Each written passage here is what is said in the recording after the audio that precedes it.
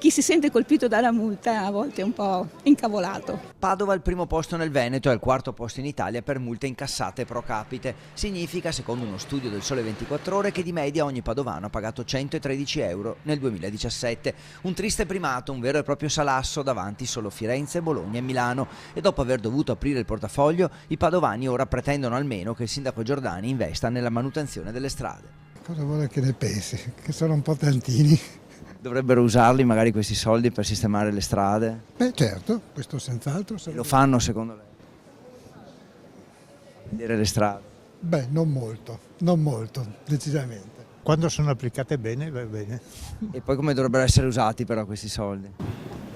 Per i cittadini. C'è una manutenzione molto carente, insufficiente, tante buche, io direi che è la città un po' delle buche, se posso affermare questo, perché è buche che danno luogo ad incidenti. Per i cittadini, per i servizi.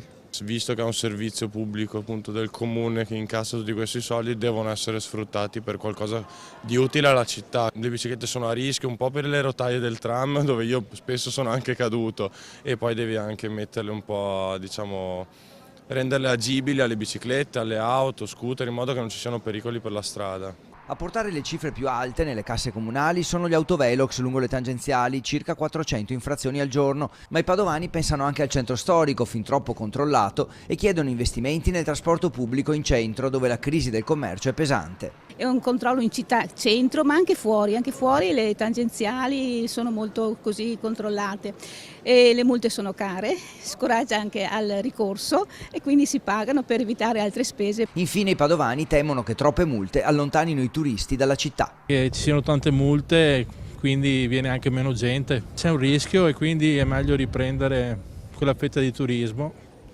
che serve a Padova, anche soprattutto quello, il turismo.